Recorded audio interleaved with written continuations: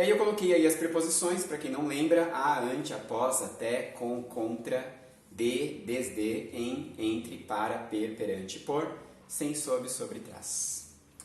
Ah, mas o no não aparece aí. O no é a preposição em o. Eu creio em o que você me ensinou. Só que a gente não fala mais assim.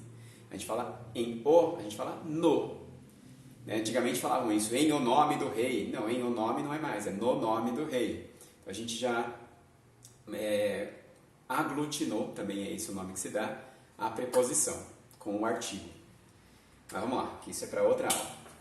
Oração subordinada substantiva completiva nominal. Essa também usa a preposição. Ó, eu tenho dúvidas de que, o de é a preposição, ele vencerá o campeonato.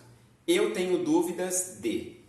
Eu já é o sujeito, já aparece antes. Em todas as outras situações, o sujeito já aparece antes, na oração principal. Aí tem uma preposição, tenho que, e aí vem o resto da frase. Ele vencerá o campeonato.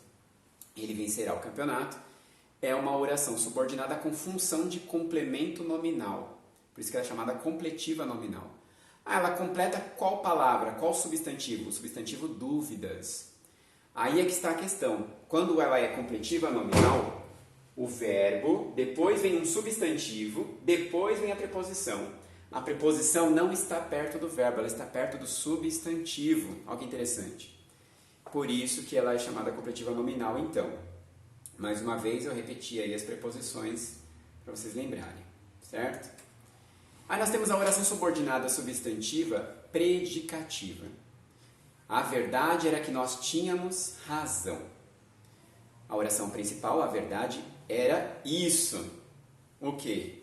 Nós tínhamos razão. A verdade é o sujeito. Era é um verbo de ligação. E aí a questão é, o verbo de ligação pode começar a oração principal da subjetiva, ou ele pode estar perto da conjunção integrante quando a frase é predicativa. Então, na subordinada predicativa, a gente tem o verbo de ligação e depois a conjunção que. Então, veja lá, os verbos de ligação. Coloquei os mais comuns também para vocês lembrarem, que é ser, estar, permanecer, ficar, tornar-se, andar, parecer, virar, continuar, viver. Então, é bastante informação, né? Como vocês estão vendo. Por isso que para algumas pessoas é complicado. Eu tenho que lembrar da preposição, lembrar dos verbos de ligação, lembrar das funções do substantivo, lembrar de bastante coisa. Mas aí agora vocês estão vendo essas informações, podem assistir quantas vezes vocês quiserem para lembrar de tudo isso.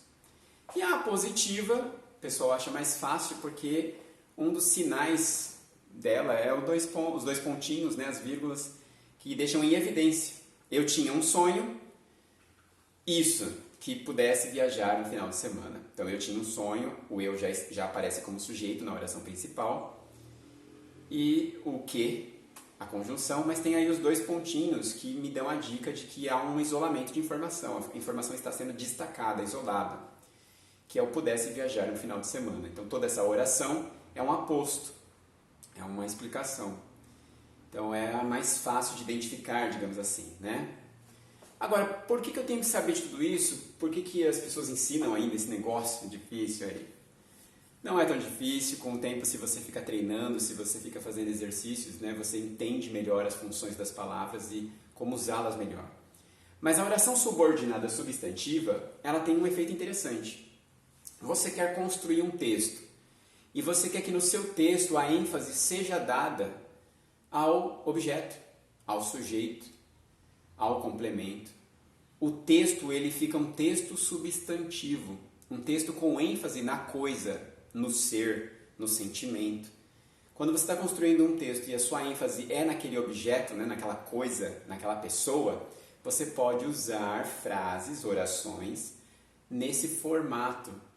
E quando você começa a praticar isso, é que você percebe como é interessante saber usar isso para a construção de texto. E também para saber identificar um texto que é construído assim. Mas esse com certeza não é um exercício fácil. Eu preciso primeiro me apropriar desse formato, como essas frases são, como elas aparecem, para começar a identificar elas nos textos e também para se apropriar disso e conseguir usar esse formato de oração para me expressar melhor, que é esse o objetivo final aí desse tipo de aula, né? Que vocês consigam entender bem isso e usar, testar, né? Tentar criar frases, tentar criar um texto que caminha com esse formato de frases, com ênfase no substantivo, na função que ele tem, com ênfase na coisa, na pessoa em si, certo? Abração para todos e até a próxima.